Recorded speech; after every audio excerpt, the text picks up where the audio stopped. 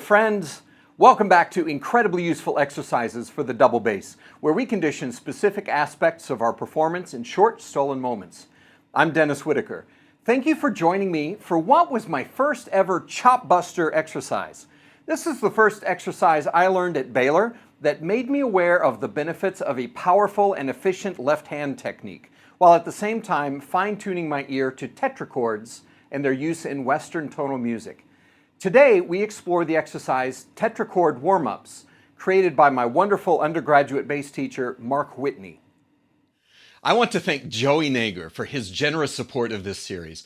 Joey has been my go-to luthier for over 5 years. He sculpted my fingerboards buzz-free on both my 1850 English orchestra bass and my solo bass, making them so easy to play, and his tone work on my basses keeps them sounding full, free, and beautiful. Many professional working bassists throughout Texas rely on Joey for fixing and maintaining their treasured instruments. The Joey Nager prize-winning basses are also wonderful instruments. Please visit Joey's website listed below, and if you happen to be in the Houston area, pay him a visit to play his basses and to see how he can improve the playability and tone of your instrument.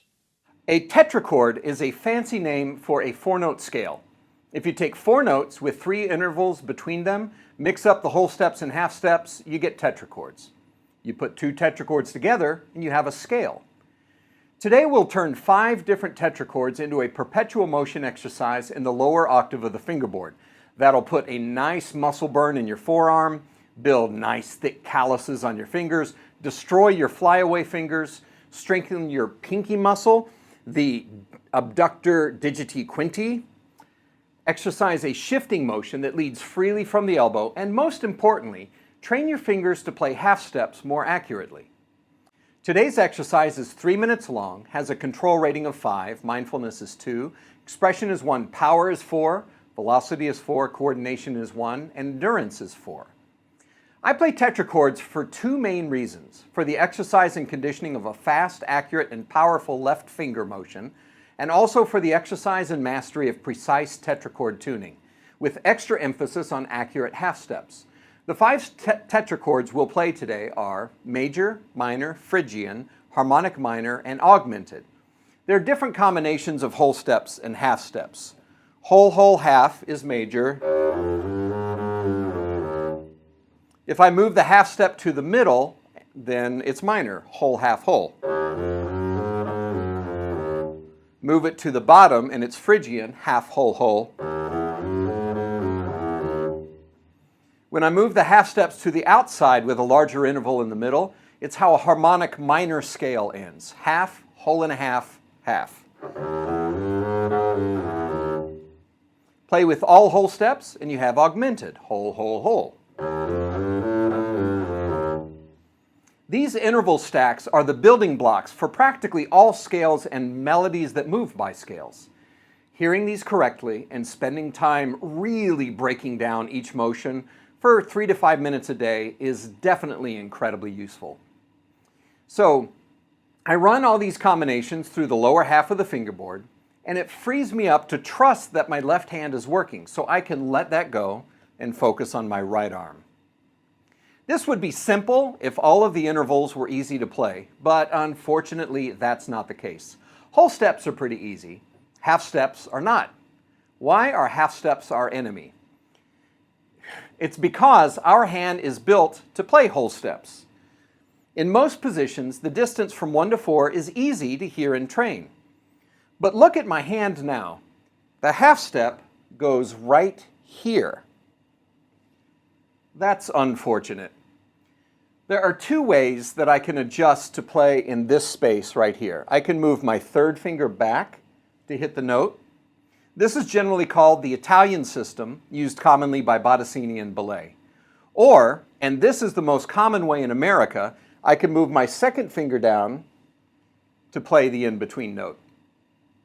It takes a little bit of work to move the finger down without dragging the 1st finger and destroying the space between the whole steps here. So this is what we'll train today. So let's start by checking our finger placements with a tuner. There are a lot of tuning apps available on smartphones. I use ClearTune. First, I'll practice G sharp to A. I put my fourth finger on A.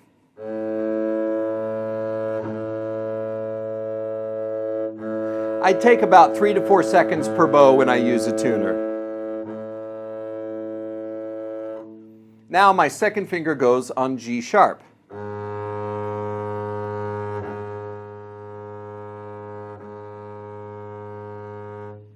The first time you place it, it'll probably be flat. Bring the second finger close to the fourth finger, almost squeezing the ring finger between them. Play it until you can hear and feel and see where the half step goes. Now I put the second finger on A. And now play the G sharp.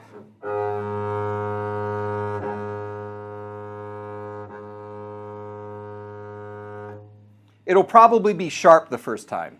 Place it lower until you can hear and feel and see where the half step goes. Be patient and persistent. I still frequently perform checkups on my half steps with a tuner. It's just part of staying in condition.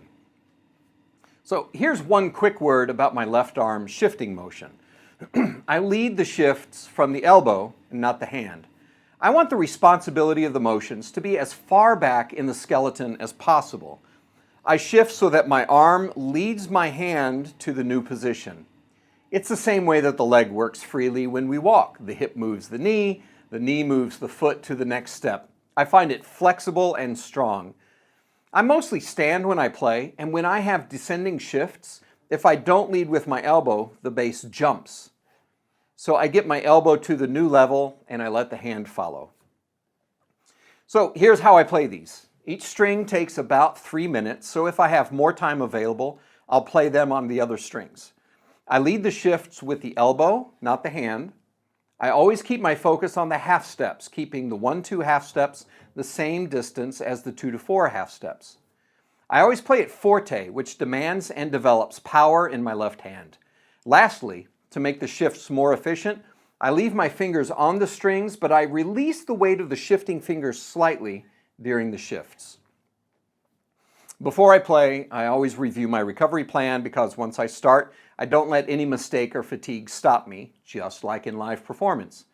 In this exercise, I know that flyaway fingers will slow me down and make my tuning worse. So I remember to keep my fingers close to the strings. Remember, I don't pick up my fingers, I just return them to neutral.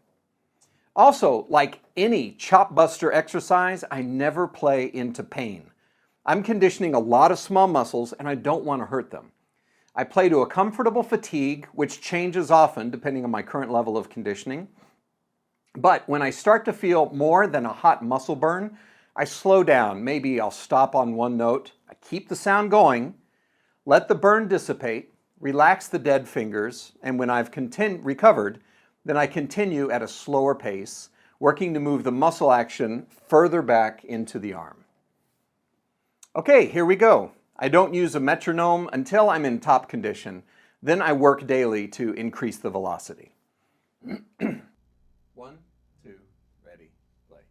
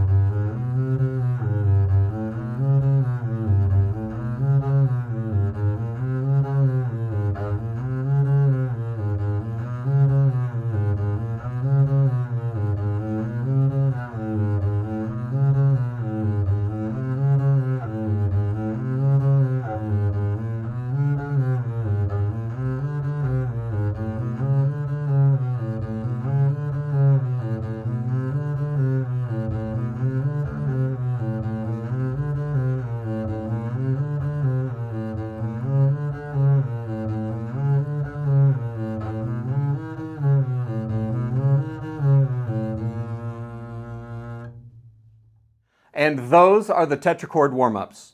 It demands a fairly high level of conditioning to play accurately and consistently.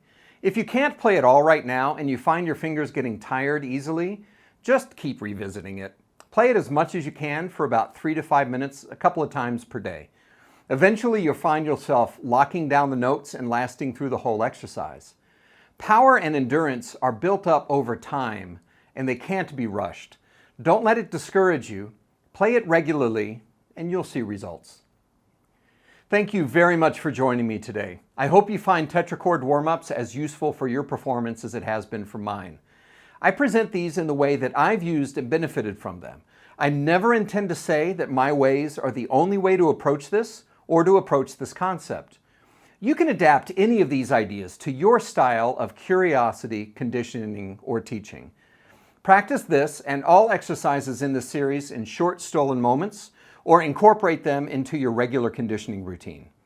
Like and subscribe if you'd like to see more content like this, and leave any questions, comments, observations, success stories, or suggestions below. Please check out the incredibly useful exercises series of workout books available in paperback and ebook on the Amazon site in your country. I look forward to you joining me next time. Thank you, and be well, friends.